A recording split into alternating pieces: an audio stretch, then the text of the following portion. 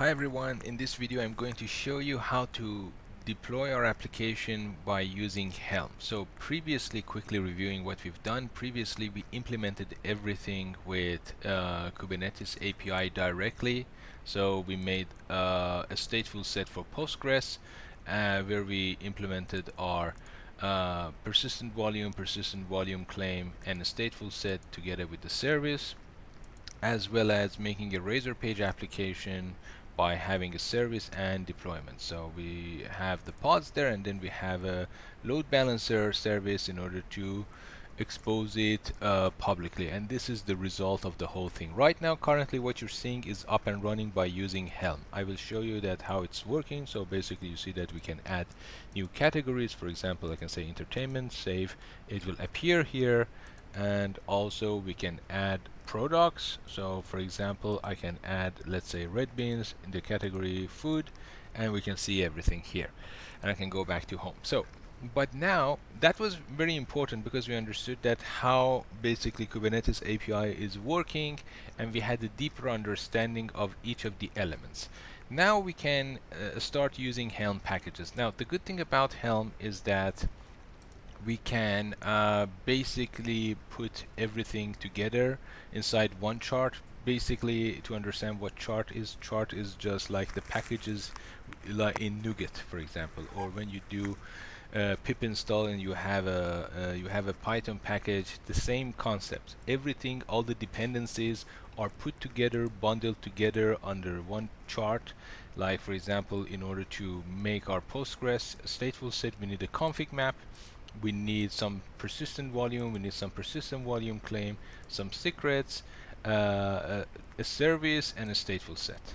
So, and then we put them all together. We have a chart, we define a chart. Basically a chart is just some metadata information about our package. So like again, it is v2, this is something that is basically where the chart belongs to. I give it a name, I give it some description. There are two types of charts, application and library. Most of them, more than 90% of them, are just application, and then you give it a version which follows the semantic versioning, and then the app version. App version has nothing to do with this versioning because we are installing basically Postgres 17.4 version. I use the same thing for my application version. So now how should we do this thing? I have put everything inside the basically inside the readme instruction. So you go ahead and create a Helm chart by using saying Helm create. It goes ahead and create everything. So I have a folder here, Helm. Inside this Helm folder I said Helm create Postgres. It creates everything for us, and yeah, so then if you need something, for example some resource that it doesn't exist here, you can go ahead and add it yourself, or if there are resources that you do not need, you can drop them. After that, you need to, as I told you, the first thing you need to do is to have your chart, so which is the metadata information about your package, and then all the values that you need, you put them under values.yaml. One thing I did in order to do this, and by the way, here is the complete structure as you can see.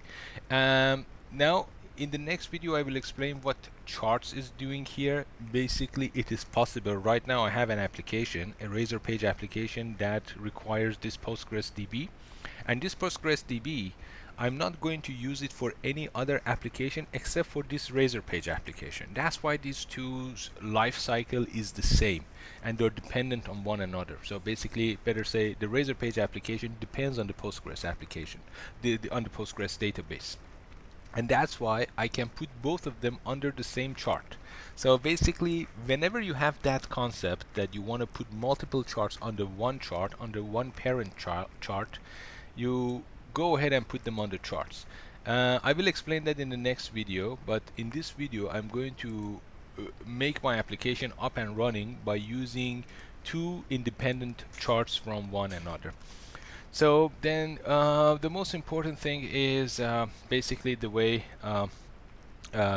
I continued doing this implementation. All the steps are explained here. One thing I did is that I went, for example, to my, let's say, Postgres. I took the PV from here and I said that, okay, this is my persistent volume. I take this structure, and then based on this structure I created my values.yaml. In my values.yaml, if you look at here, so basically this is the way that I did the implementation. I copy pasted the same thing in values.yaml, and then everything that you are going not to hard code but to put it inside the values.yaml, and then inside your templates, like here for example, making use of them, you need to mention them in the values.yaml, like for example the metadata, the labels, the spec, the basically access modes, everything. So in this case these are these ones. Or for example, because I have an Azure disk, the information about the Azure disk. So all the values for these keys I am putting them inside values.yaml. So I made a persistent volume. Later on I can reach this persistent volume by saying .values.persistent volume, and then everything else here goes under this persistent volume. So all of them become child of persistent volume. So my persistent volume has a name called Postgres volume. I give it a couple of labels. I keep the storage class empty. I give it some capacity, access modes, Azure disk, and then here you see the information of the Azure disk and so on and so forth. And then when in my template I'm going to make use of this persistent volume for this PV, and in the PV I can easily reach it. So this part doesn't come from the values, but it comes from basically, so I know that persistent volume is in V1 of Kubernetes API. It's a persistent volume, and now the metadata. I just show you the values.yaml from here so that you can see that how is the relationship between these two. So where is my persistent volume? Here it is. Dot values. So first of all, the file is with small v, but when you want to reach it, you need to say dot values with caps lock, with capital V. Dot values dot the name of in which value I can find all this information on the persistent volume. Dot values dot persistent volume, and then I can say name. And same goes, for example, for label. I give it two things, type and app. I just refer to them here. Then also there are things that you can use, like for example ranges, in order to get the key value pairs and put them here. That's also possible to do it that way. And then the rest of the things as you see here. Same goes, for example, for my persistent volume claim. Here you see that the persistent volume claim, all the information has been put here. One thing is important: you can put everything, like saying name, and then below it say app without labels. So you can flatten everything, or you can use these indentations. I prefer to keep it this way, because this way I am keeping the structure of the persistent volume claim or of any of the Kubernetes resources that I am using. So for instance, a stateful set. A stateful set looks like this, right? So you have API version kind, metadata under a spec, you have template. Under template you have a spec where you have your list of init containers and containers.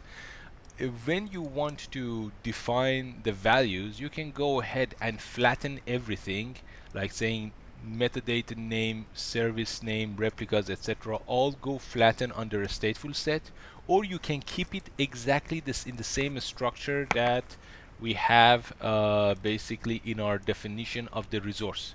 I prefer this way because this way is more intuitive, and also you can see that really how the correct structure and the definition of the resource is. Therefore, keeping this indentation is a better thing to do. So with that, where is it? This is the values.yaml. Okay, for example, talking about that and how we can form the stateful set and explain the capabilities that Helm provides. By the way, this is best practice to always put three dashes at the beginning of each of them, because at the end, when for example, look at here, if I say Helm template and then I give it the Postgres, for example, what it does, it goes ahead, read all these values, read my chart, and read everything inside it and construct a big file for me. So this is my stateful set, and this is then the basically the service, etc., etc. These three dashes help to separate these files from each other and also makes it easier for us to see that what is happening. So this is also best practice to put these three dashes. Now this is the values.yaml, my stateful set, and here I have the stateful set template. So for example, again, as I said, .values, .namespace, I have defined the namespace somewhere here as a separate value, as you see here. So that's why I can access it with .values.namespace. Then I need the name. The name is coming from metadata, so basically here it is a stateful set metadata.name. So I can say .values.stateful set.metadata.name, and the rest of the information are all provided. After that, I explained already why we need the initialization container. So initialization container was something to make sure that this path is created, exists, and the ownership changes, so that our Postgres database can start writing inside this specific location. And so yes, the one thing, one syntax that is very helpful is using range. So whenever we have something like you see, our init container can be a list of multiple containers. So I have a list of containers. In this case, it is only one. So I could have put dash and then again refer to stuff like this. But best thing is that if, for example, instead of one there were 2, 3, or whatever number, I could easily say make a range. Basically, range, what it does is like a for loop. So I say range dot values dot stateful set dot spec, it goes under spec dot template dot spec dot init containers. It means it goes and makes a for on init whatever appears under init containers, and then up to this point it is clear that what is going to it reaches to this point, and then when I want to reach the value of name, I can simply say dot name, because automatically it prepends everything here to this dot name, dot image, dot image pool policy, etc. And now here I have command. So again, you see command is an array of commands, is a list of commands. Whenever you have a list, you need to make a for loop. How do you make for loop in Helm? With range end. So I just say that, okay, make a range around command. You see dot command means dot values dot the stateful set dot spec dot template dot spec dot init containers dot command. Everything is prepended to command, and then I say that, okay, this brings the values that you see. So that means sh dash c make directory dash p, etc. And then pipe means whatever values you get, pipe it to the next command. What is the next command? Quote. It makes a quote around them. And yeah, end of the for loop. And this was another for loop, so end of the for loop. Same thing happens with volume mount. Volume mount is a list of mount. So again, I use range dash range dot volume mounts, and now here I have mount path and I have name. So dot mount path dot name, and again the end of the loop. So this is another important thing. Exactly create the same thing for you as we had with the Kubernetes. Then I have containers. Again, container is a list of container. It can be one or multiple containers. So again, I need to make a for loop. So I need to use the keyword range, and I make a range around spec containers, and everything is prepended to these values. Again, I get them all, and yes, so basically my containers are created, and the same thing happens with the volume. So because I'm going to, this is basically using the persistent volume claim that we have created. This is the claim name, and again it's a range. So with that, basically the stateful set is created, and as I said, so for example, okay, a couple of things. And from, so here I have something. Again, I can use either range or I can use simply to YAML. That means whatever you see here, change it into a YAML. Where is it? And from, change it into a YAML, which is already a YAML, and indent it. So indent it to come 12 basically spaces in front. Now, how do you calculate that one? Simple. What I do is I calculate the number of indentations here. Each of these lines is 2 points, so I have Basically 1 2 3 4 5 6 7. I have 7 lines. That means 7 times 2 means 14, and I always do the calculation this way: 7 minus 1 times 2, which means 12. Why did I say minus 1? Because of this. Here metadata, spec, and everything is a child of StatefulSet, the value, the key that I put in values file. But here you see that I have kind StatefulSet and metadata and a StatefulSet are at the same level. So therefore this is one indentation extra here, just to make sure that everything is under this key in my values file. That's why despite the fact basically there are 14 line spaces here, I need to reduce one of these indentations so it becomes 12. Okay, that's it. And then another thing that I need to explain, before you install your Helm, you give your package. So basically this is my Helm chart called Postgres. Under Postgres, basically I can give it whatever name I want. Before I install this, I can go ahead and say Helm template and the name of my subfolder. It will go ahead and create everything. If it gives you an error, one thing you can do is you give it dash dash debug, and then it will give you more information. And yeah, and if you see that during any point, always check this to make sure that what you have put here is correct. For example, in my implementation, at some point it was failing. When I was saying Helm install, it was failing. Here I have put the command. So basically first you go ahead and create your Helm by Helm create. So you create your Helm chart.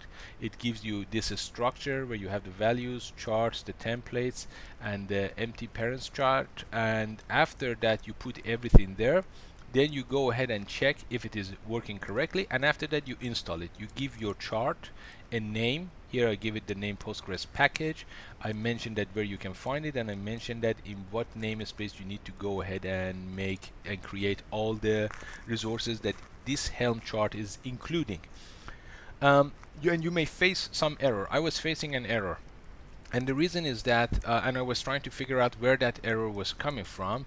I had a look at this Helm template and make a copy paste of this file, and then I realized that hey, something was wrong, and because of that I was able to go ahead and make comparison and figure that out, that what the correct structure is.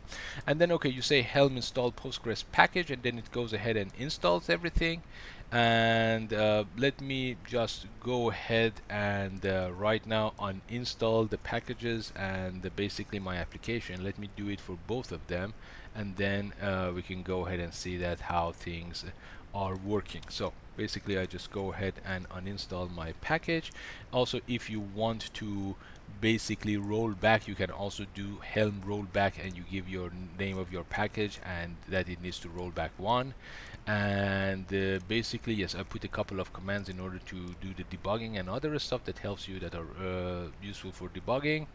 And then let me see, where is my I wonder why my readme is not updated here, because I've put a couple of other stuff here as well, but I wonder why they're not showing up here. Okay, no, actually they're here. So basically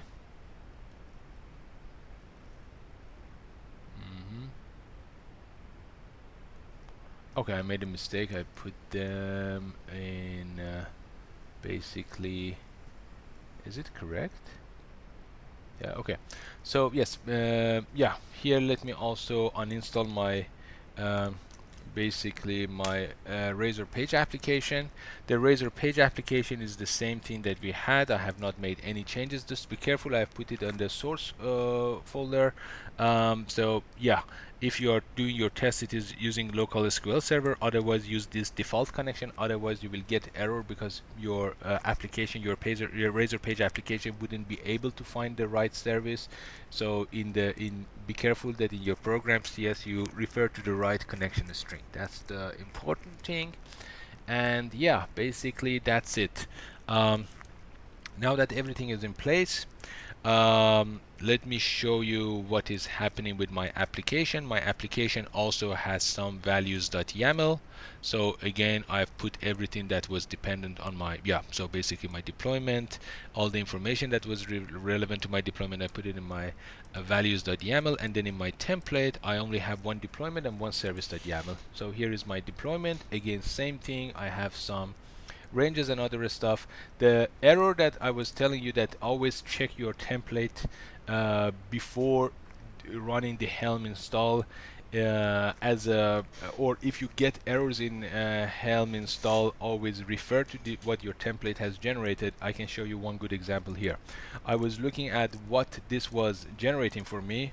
I can say Helm template application, and this is the deployment that is generated, and I was looking at it. So this is the first time that I wrote this and I got an error, and now look at here, the error goes to this part. So under template I have metadata, and then I had node selector, service account name, and container. This is wrong, because node selector, service account name, and container, they must be under template spec, node selector, etc. So that means everything needs to be under spec like this. And then I realized that I had made a mistake, so the file was wrong.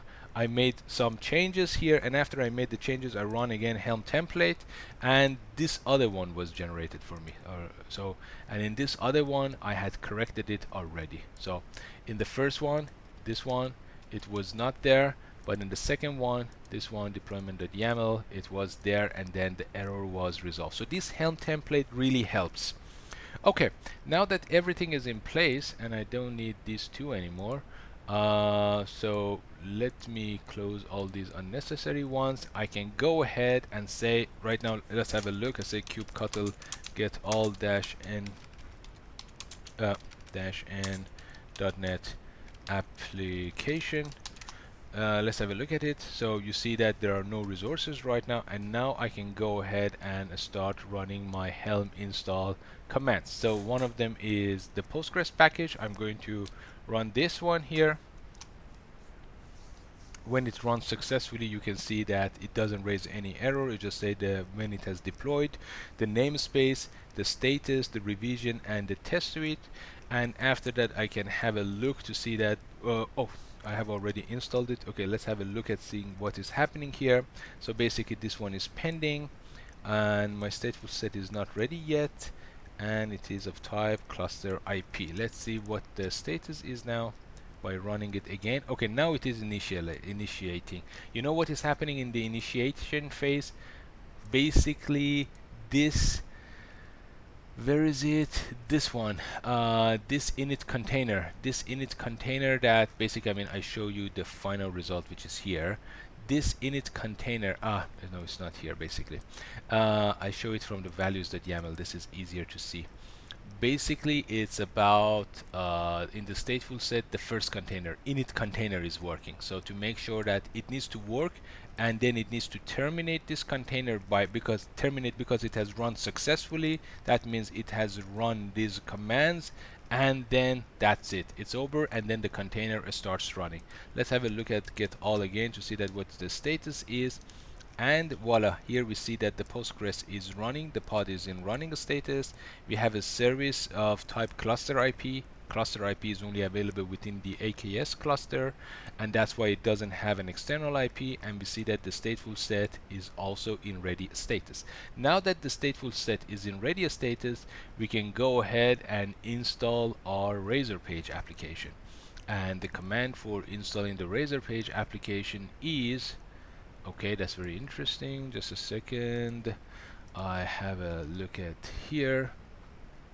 Basically, here it is. This is the command. So I go ahead and install the Razor Page application.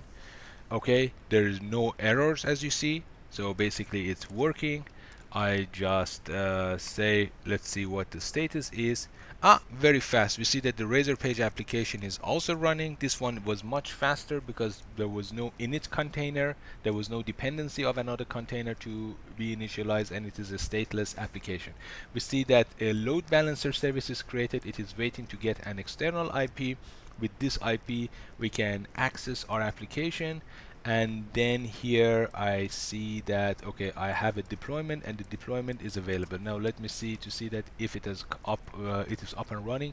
Exactly, now here you see that the external IP has changed. So basically my application right now is not in, I wouldn't be able to access it here because that doesn't exist anymore. A good thing, you remember when we look into categories, we had a couple of fields in categories and a couple of values for products, but now we destroyed the whole basically package. But remember, we have made an Azure disk and we had a persistent volume. Because we have a persistent volume, I expect that my data be available there. So where is it? It is on this basically IP. So, and you see it listens on 80 and forward does the port forwarding to 31593. Let's have a look at this one. I just put it here. Wait. And let's have a look. Okay, here it comes. And because I have made a persistent volume claim, I expect everything to be here. Now you see right now, let me have a look. I say get PV. You see that okay, my persistent volume is there, the retain policy is retained. That means when the claim is destroyed, still it keeps the data, it keeps the Azure disk that we have. So this is the capacity that is available. It's of type read write once. Read write once means Azure disk, I mean that's the default technology behind it. Read write many is using file storage, and you see that it is already bound to this persistent volume claim. And if I do the see the persistent volume claim .NET application, we see that the persistent volume claim is there and it is bound to this volume, persistent volume that we saw. And yeah, I can also go ahead and have a look at, for example, to see that, for example, the config map. And remember, we also have created, we don't have a config map, kubectl get config map, kubectl get config map. This is the config map that we created Postgres EMS. It was here on the values and here under config map. You see I have a config map and there this has been created. Also I can do create, I can do create, sorry, kubectl get secret. You see that the secret that we also used for our Postgres is also here, and this is Postgres secret of type opaque. And yeah, and basically we saw all the resources that we have. Okay, and everything is up and running. Now that everything is up and running, let's have a look to see that what is happening with our categories. And exactly as we expected, if we destroy the pod, or if we destroy all the resources that was for this Helm package of Postgres, because we have made a persistent volume and we have bound it to an Azure disk, everything is still available. So, and that's why you're seeing that food, books, toys, entertainment, everything is here. I can go ahead and create a new category. This time I'm calling it electronics, and then I say save, and electronics appear here. And if I go to my products, we see that the products that we have already added are still here, and I can go ahead and then I can say let's create a new product. For example, I say Transformer Megatron, and then I give it to the category of toys, save, and you see that everything is here. I can even go ahead and, for example, my pod is this one, right? And this is another interesting thing. I can go ahead and say kubectl delete pod, and this is the one -n.NET application. Okay, it is deleted. Now if I say get all, you see that again it goes into the creating status. It is in init. That means the init container is running, and right now my application should not be available. An error occurred while processing your request because there is no pod right now being there. And if I have a look right now again, I think the initialization is over and the pod is up and running again. You see that again it's in running status. And if I say okay again, you see that it's there and everything is in its place. That's the great thing about this thing. And you see that Kubernetes is taking care of that. If we destroy a pod, it goes ahead and creates the pod. Same thing for example, here if I go ahead and destroy this other pod. So if I say kubectl delete pod, and instead this time I delete this other pod, you see that the pod is deleted. And because the pod is deleted, it was deleted and immediately it started a new pod. So it's not even really perceived by the user. Create another category. This time I say sports, save, and everything is here. Return to home, view product, and I can go ahead and add another product. Now I say paintball gun, and I add it under maybe entertainment, no toys, and voila, everything is working as expected. Now yes, everything that's it. So we didn't make any changes to the infrastructure. The infrastructure is in its place as expected, so exactly what has been shown in the previous video.